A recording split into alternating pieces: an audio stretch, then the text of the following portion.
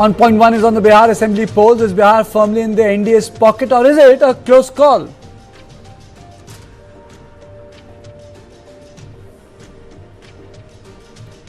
And on point 2 looks at how air pollution can cause diabetes.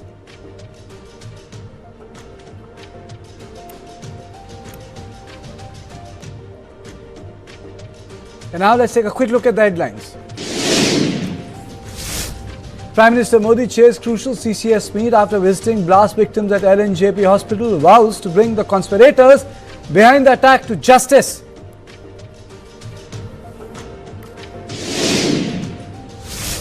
Manhunt widens in Delhi car blast case. Police find Red Fort EcoSpot in Haryana. Car registered in the name of Dr. Umar.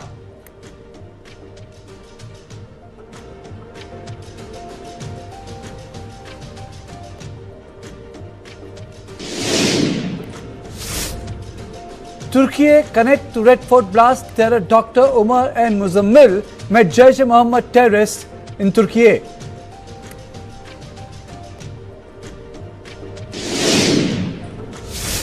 Government data reveals retail inflation slips to 0.25% in October, lowest in years, aided by GST cuts and low vegetable prices.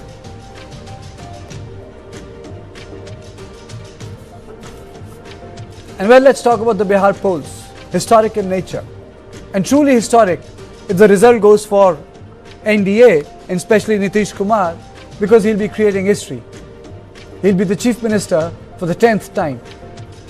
So I would say it is historic, and historic shows strength at the ballot box too, because women voters in Bihar exceeded men in both phases of high stakes assembly polls, pushing the state's overall turnout to 66.91%, the highest since 1951. The state's overall women turnout stood at 71.6%. The men's overall turnout was 62.8%. The debate is which way the women vote is going to sway, and why did women vote spike in 2025 assembly elections? For nearly 2 decades, Bihar's electoral story has been marked by a quiet revolution led by women voters.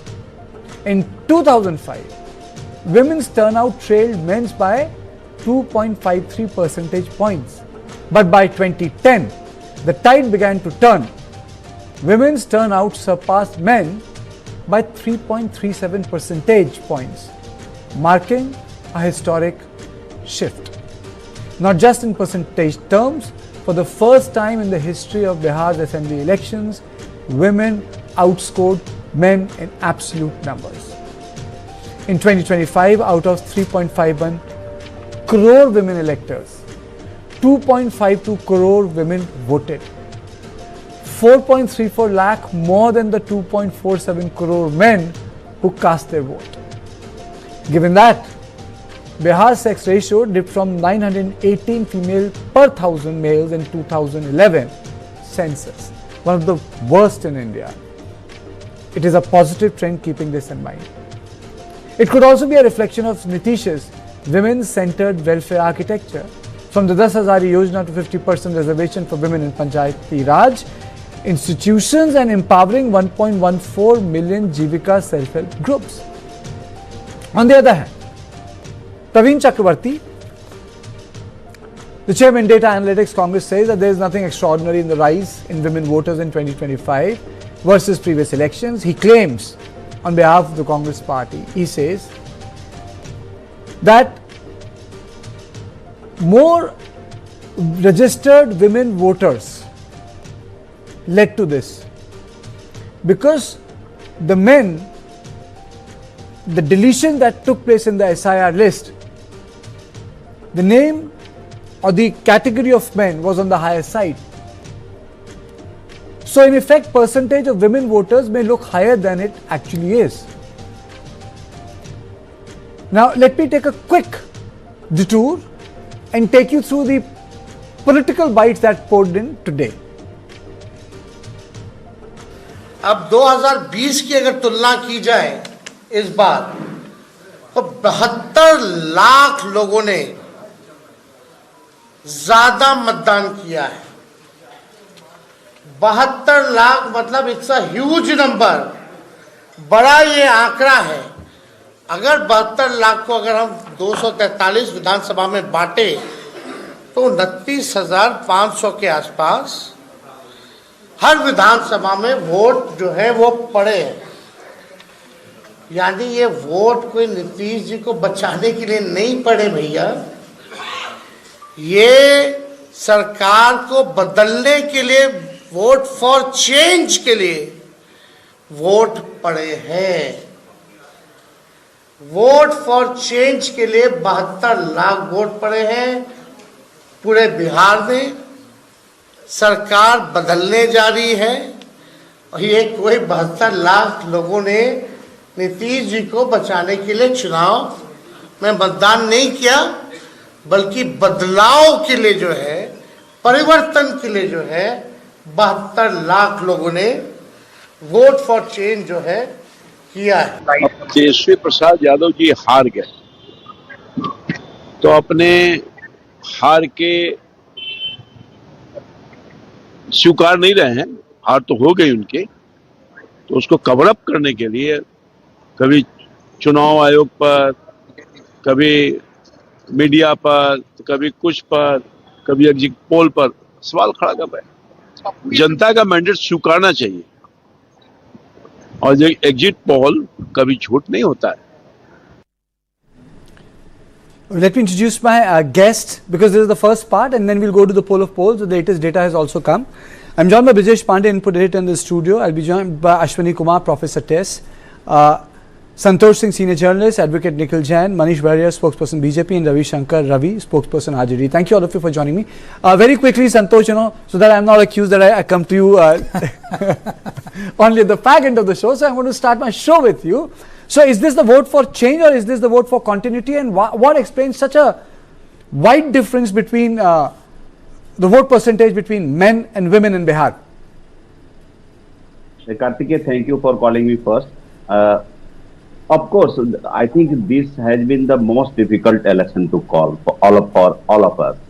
But I just was going through the data you just showed to us about the women turnout.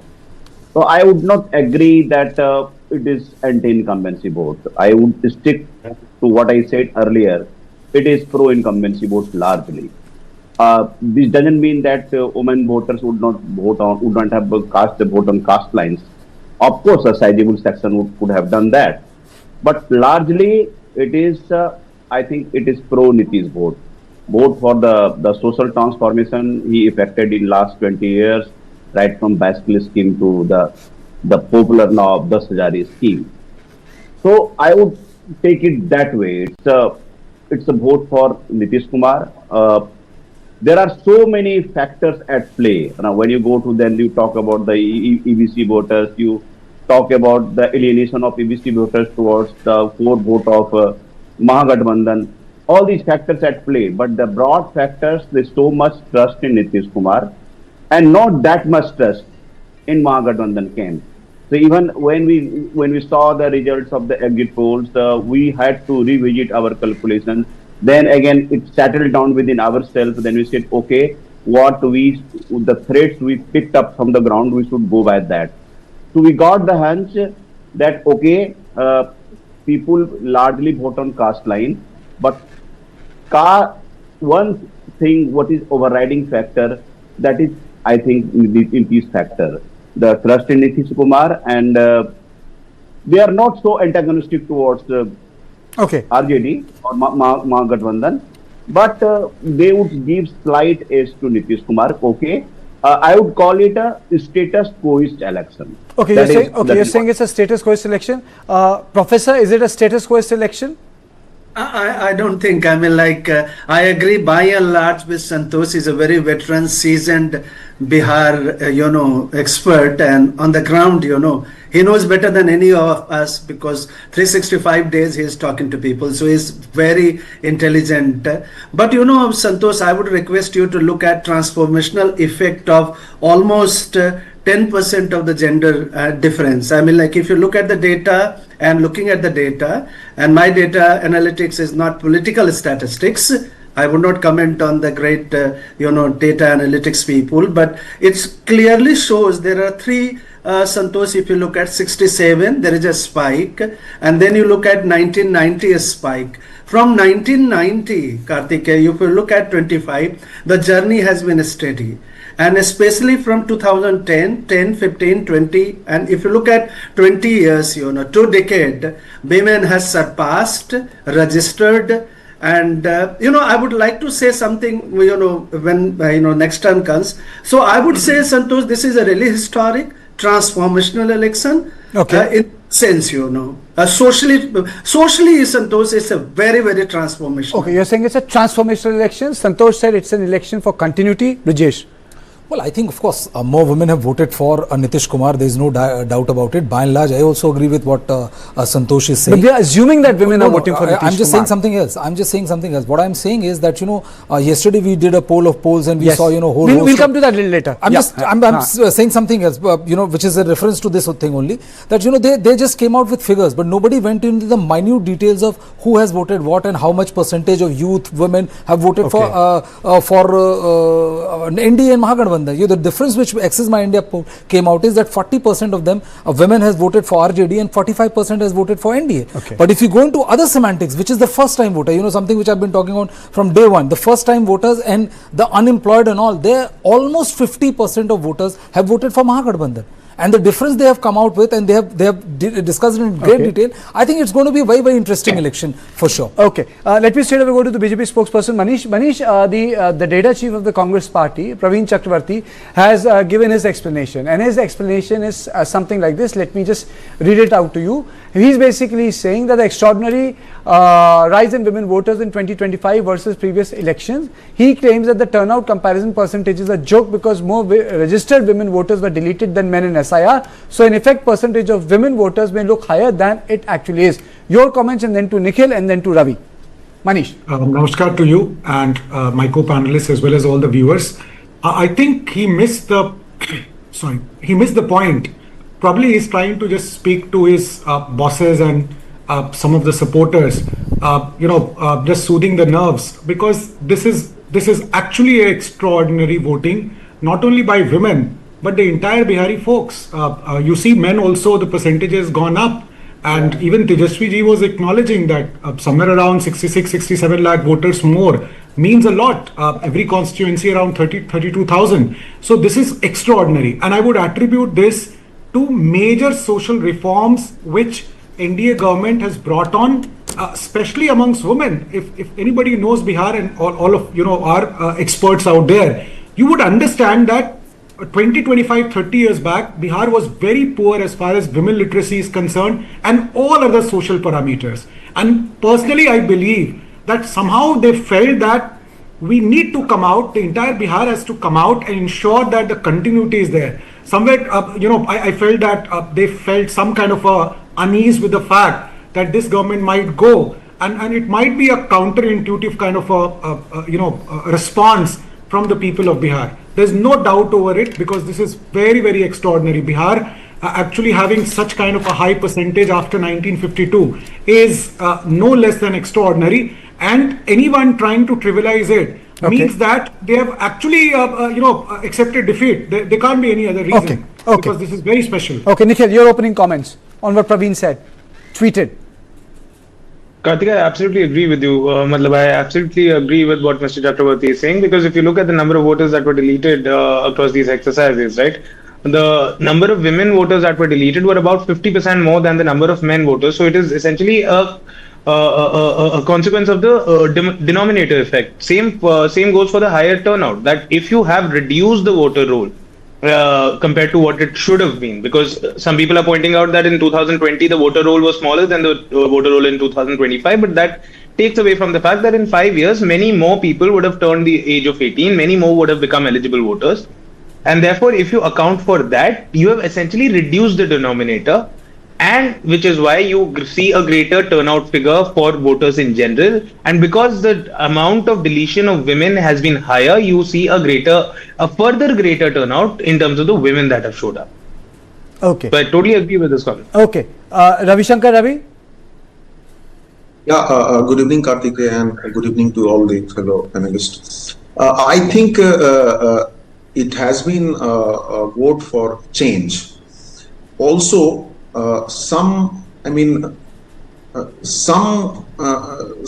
credit can be given or may be given to the 10,000 rupees bribe in violation of the code of conduct, and also the denominator factors. Karthikeya, I want to make a few points. If everything is all right, if there is no maneuvering, if there is no manipulation, if there is no tweaking, because later on, if we are very hopeful that Tejaswiji's appeal, Tejaswiji's connect with the youth and our manifesto, they all mobilize the voters, particularly the youth and first-time voters. But if something goes wrong, and election commission is under the scrutiny of people, during the polling also, we have observed and reports have come from the ground that powerful caste groups stopped backward caste and Dalits from voting. Jivika Didis were influencing the voters. BJP agents were distributing the pamphlets and symbols inside the booth. Voters, they went to the booth and their names were not there. Names were deleted. They had to return. So all these factors have been there. So I would still say that the voting has been in our favor, and the support is so massive that no manipulation is going to work. Okay. Manish, you wanted to come in? Yeah, I just wanted to say sour grapes, both to my left and right. That's what I can say, and I would like to ask my friend Nikhil ji, what about vote chori? You are the right. This is an example of vote chori, 66, 67, and Tejaswi ji also. Ravi ji, what about vote chori? It's like people coming out, 70 lakh people coming out, and you were crying vote chori and vote chori. Please go and ask them first. I think that question they need, our country needs an answer from them. Okay. No, that's a very important point. This vote chori allegation. Okay, Ravi. Ravi. Then I'll go to Professor. 70 lakhs. Okay, Ravi. Karthikeya, can I answer on the vote Okay, chori Nikhil and then Ravi. point? Okay, Nikhil. Thank you so much. So I think my good friend Manish is forgetting that the draft roll dropped about 65 lakh people, and later on over 20 lakh people were added. And that was thanks to the voice raised by the leader of opposition Rahul Gandhi and the opposition Tejaswi Yadav and the opposition in general, which was also pursuant to the directions of the Supreme Court to include the Aadhaar card in the list of 11 documents that were being asked to submit. So an attempt at vote chori was certainly made, but to a large extent we were able to allay that there was no vote chori, allay the right? impact. After the result, you are not going to really go to vote chori. At least that much is settled, Nikhil ji. No, Manish, what I'm trying to say is that in terms of the deletion of voters, the opposition was able to raise a strong voice, which helped a lot of voters, prevented a lot of voters from being disenfranchised. But when you talk about the fake additions that have happened, and you and I, we have had this conversation before. I've told you about 184 Patna Sahib, how 15,000 additional voters, 15,000 voters were found whose names were similar, whose relations were similar, age was similar, photo was similar, but they had a different epic ID across different booths. And there are numerous anomalies like that. Now, it was the job of the election commission to probe that, but instead of the election commission probing it, it is left for the political workers to figure it out. And let's be honest, political parties in India do not have the kind of wherewithal to go through the voter list in the manner that the election commission can go. Okay, Manish, So very certainly quickly. there's a lot of Manish. problems with this. So what happened, Nikhil ji, in Haryana? 350 or whatever number of votes in one house. Ultimately, we got to know that the entire one particular locality was actually made one. It was an inadvertent clerical error, and Rahul Gandhi ji just talked about it. So I always feel that most of the time, whatever he has mentioned, it turned out to be incorrect. So something which is very wrong with the way he portrayed. Okay, there's one more important aspect, because we are talking about vote percentages. Let me just take you through. Let me just tell you that in terms of vote percentages that are coming out, overall there is just a 2% vote share difference between NDA and Mahagathbandhan according to Access My India poll. That is a close contest. Let's just take it full screen. The entire poll of polls, the exit polls. Can we have that graphic full screen so that yes. So if you look at this, If you look at this, couple of things are very clear. Matriz, P-Mark and Polstat, they are giving very, very substantive numbers for NDA. NDA is ahead also in Access My India and Chanakya. But then if you look at the other data, it's 1 to 2%. Now coming back to it, Professor, I will reverse the question. Professor, I'll reverse the question. It's not as if that the 2% is unbridgeable. My question is, how come even in the poll, they're not being able to bridge that 2 to 3% despite this arrangement being in power for 20 years? Why is that unbridgeable? Is there limitation to the alignment which the Mahagathbandhan has built, that they can't cross the word, if I may borrow from the war repertoire, Rubicon? Yeah. Kartika ji, I guess, my estimation is a bit different. I would wait to see, the eventual gap, in terms of the final results.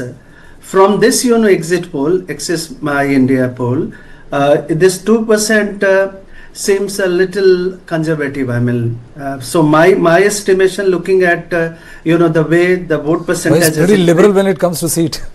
So. No. I mean, like 2% is, quite enough, Prasanjit, enough to add at least 25 seats, statistically speaking. So it's still good enough. But if you look at, 2%, I mean, like in terms of what Kartika is referring to, social alignments, within the Gathbandhan, within the NDA, what things have happened, the chemistry part of the poll, if this chemistry, because I'm not able to say, the breakdown is not available before me, in terms of rise of, I expect a rise of JDU. I mean, like, because from 43, if JDU rises, it also speaks, two things clearly. A, it also speaks how women have done the voting for JDU particularly, given the last mile welfare system that's working in favor of, JDU particularly, Nitish's advantage, I call it. And secondly, also the social bloc consolidation. I mean, like if you look at largely my estimation speaks both in terms of, electoral and social, that men are more favorable, especially 35 up to, like 60 towards Mahagathbandhan. And then if you look at women particularly, women are more favorable, cutting across ages. There is no age barrier towards JDU particularly, but to what extent it translates into BJP vote, that has to be watched out for. That's my. Okay, that's your take. Santosh, what's your take? Is it a dead heat, or the margins are going to increase? Now, most of the poll numbers are out. See, Karthike, NDA started with advantage of about 5% vote. I think. Why do you say 5%, Santosh? 5%, yeah, I just explained. When Chirag Paswan and Upendra Kushwaha coming back to NDA fold, so Chirag Paswan polled 5.66% and Upendra Kushwaha 1.77%. If you just discount the 2% of Mukesh Sahni, that comes to advantage of 5% for NDA. So arithmetically, they start with advantage of 5% as against only 0.3% in the last election. It was that close. So we are not getting too much into a number, but it was 5-party alliance versus 7-party alliance.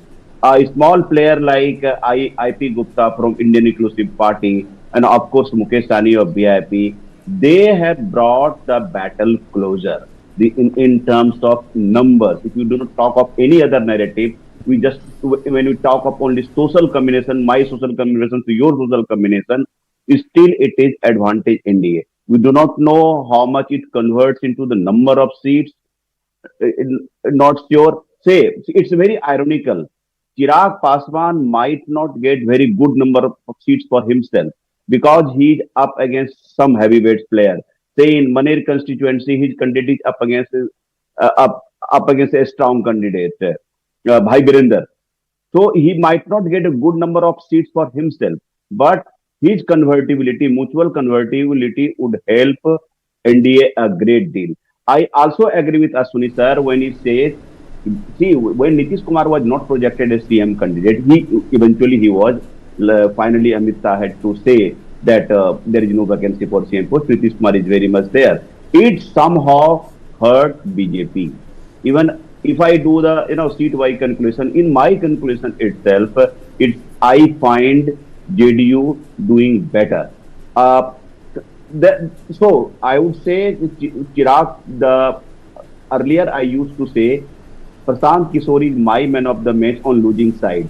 But I would also add Chirag Paswan to the list of my man of the match after the election, because he is bringing good number of votes to NDA poll.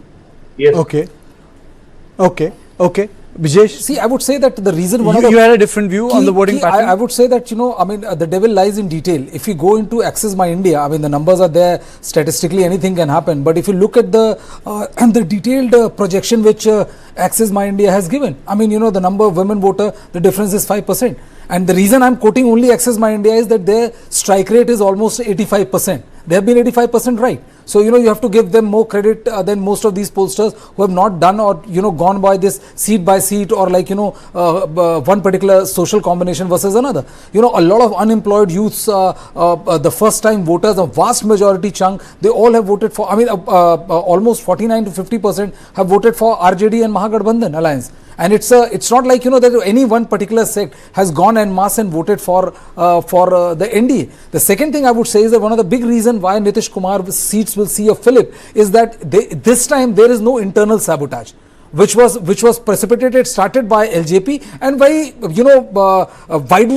broadly supported by Bharatiya Janata Party. That is the reason Nitish Kumar, despite all his popularity, despite all his schemes, despite everything, was cut to size. He was cut to size by 43. So, in a way, I agree with Santosh that in this election, Chirag Paswan will give his own bali to bolster the chances, but it will be very interesting to see the political future of Chirag Paswan as to whether Nitish Kumar completely forgives him for the slight and insult he did in 2000. Nikhil, I have a different question. Haryana, a lot of people said a better coordination, Congress would have been able to defeat BJP, in terms of AAP, in terms of candidates. If you look at the Rohtak-Sonipat belt, that entire area was lost because, Mr. Huda was fighting for his own people. He didn't take the party along. Do you think that a better coordination would have made these results or exit poll results look different with your own alliance partners? Because there is still, friendly fights happening in Bihar. Nikhil? Karthikeya, certainly I think better coordination could have helped the India alliance, and so could have helped the NDA alliance as well. Whenever you go into an election contest with an alliance, there will be differences. There will be cases when you'd be, haggling with your own partners. The difference between the NDA alliance and the India alliance is that the NDA alliance is in power at the center, it's in power in the state. There's a lot more that they can offer to their junior partners, to other people, to make them, to placate them. However, with the India alliance, they are neither in power in the state or in the center, which is why it is very difficult to placate the dissenting voices, which is why more of that, discord comes into fore, more of it actually pans out on the ground. So certainly if there could have been better coordination, it could have been better for the alliance. But so far as these poll numbers are concerned, I'm going to keep my very strong reservations on this. First and foremost, for the simple reason that in an election which was so very close in 2020, that 0.03% was the difference in terms of the absolute vote share.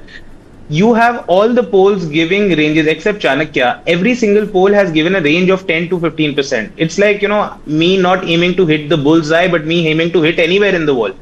Anything that I do, I will claim I am right. If I get 125 seats and I've predicted a range of 126 to 150, I'd be right. I'm not targeting any particular poll. I'm just, pointing out my problem with the exit polls and opinion polls. And secondly, another factor that I see problematic with a lot of these polls is I really doubt that these polls are going to every single constituency. And even if they do indeed go to every single constituency, they cannot certainly be going to every single booth.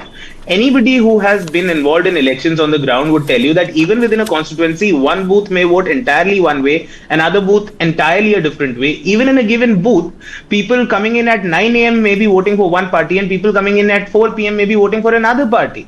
So it's very difficult to, actually pinpoint it seat by seat. I think a lot of what goes into having polls like this is just blind guesswork, and it is only, we are all perceptible to the kind of perceptions and biases we have. So you may know that I've been in Bihar for the past 2 months. I've just come back yesterday.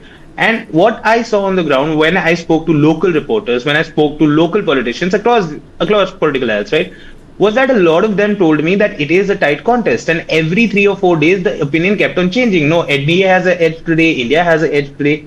it was that closely contested when you talk to people on the ground. However, when I spoke to my national journalist friends, many of them were there, and when I also spoke to national level politicians, whether it was spokesperson from the BJP or the Congress, many of them simply thought that, this is a clear victory for the NDA. So I think a lot of these national pollsters also, when they go into a state, they go with a certain perception, they go with a certain bias. I'm not questioning their malefides. If they're bona fides. I'm simply saying they go with a perception bias that NDA is the stronger organization, they're in government, Nitish Kumar has a fabulous image, therefore they might be doing better, which is why I'm going to hold my strong reservations against all the polls. Okay. Mr. Ravi Shankar, your comments on the exit polls?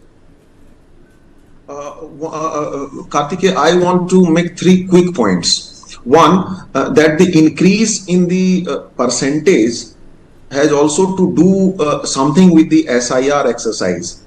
I believe people perceive that their voting rights are in danger, and in reaction to that, they came out in large number, and particularly women, because they are the beneficiaries of so many of the government policies. And see what happened in Maharashtra, Mahadevpura, Alan, and Haryana. In Karnataka, the Congress party won. In Himachal Pradesh, the Congress party won.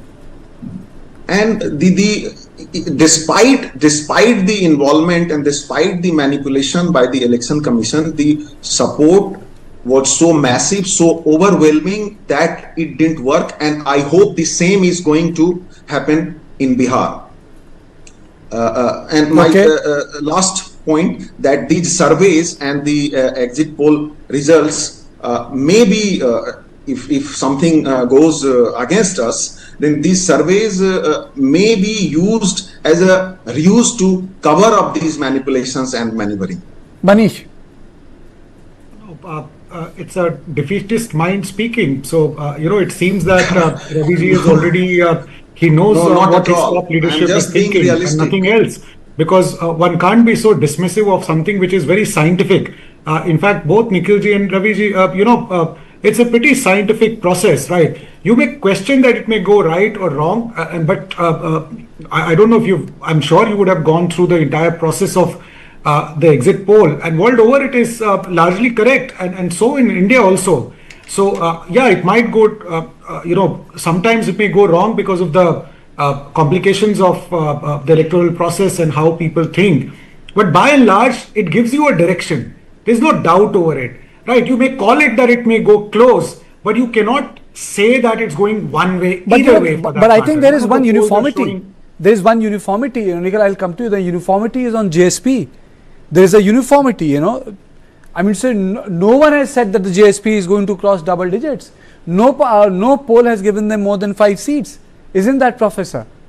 There is a consensus on Prashant Kishore.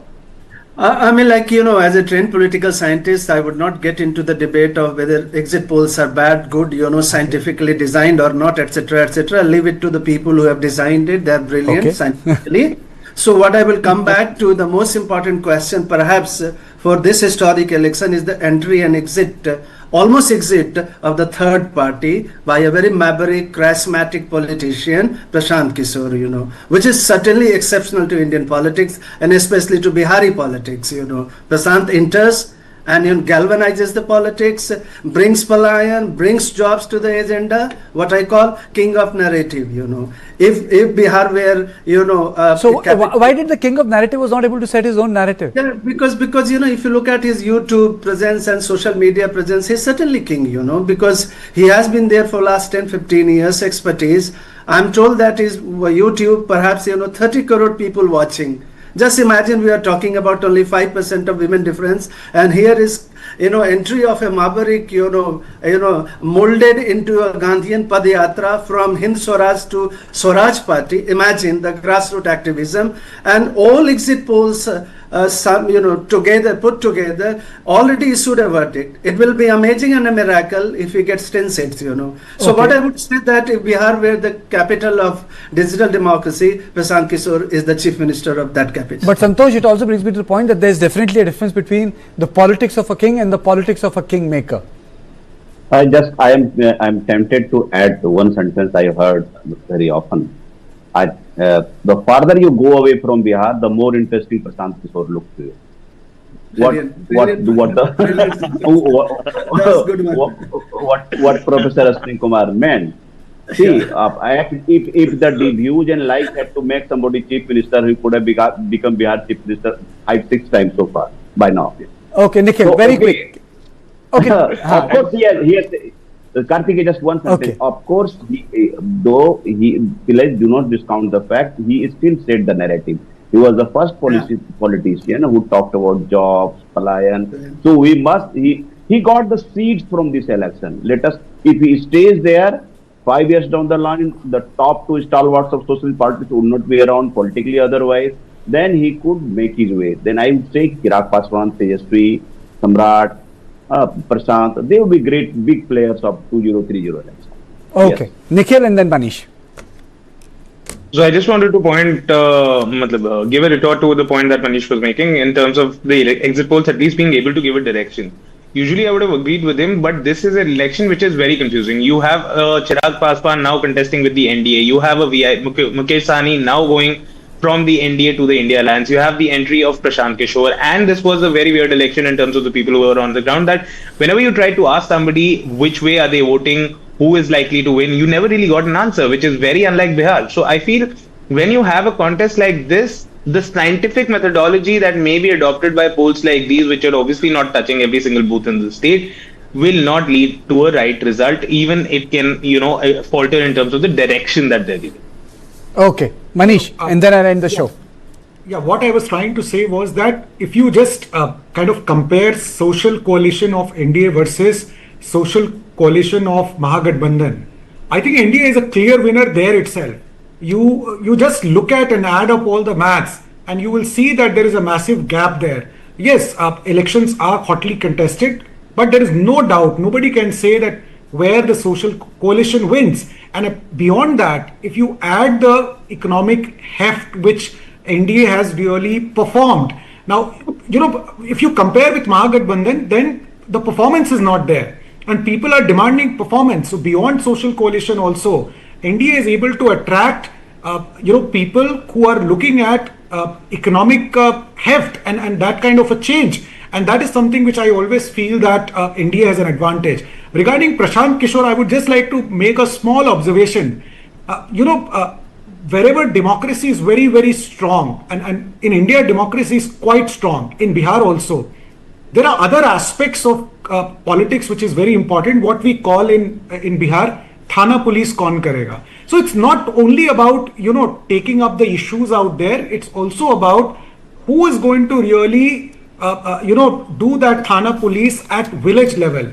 Who's going to protect you? That is the reality of deep-rooted democracy, and that will take time, right? And I agree with and concur with a lot of analysts who say if he is able to remain 5 years, he may make an impact. But I think that is very paramount. That who's going to really protect against the goons of certain ilk?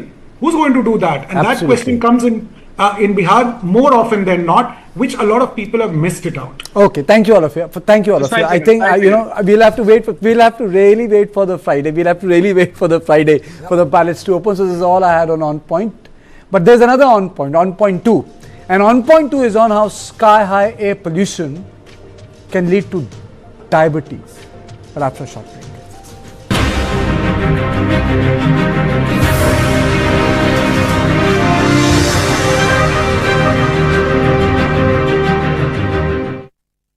पता है health insurance आपकी family के लिए कितना जरूरी है?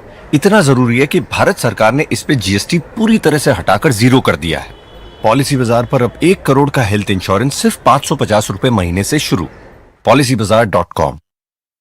पढ़ता है, खेलता है, झूलता उछलता है, दौड़ता कभी कभी दौड़ कराता है, आगे आगे बढ़ता है इंडिया, अमूल दूध पीता है इंडिया।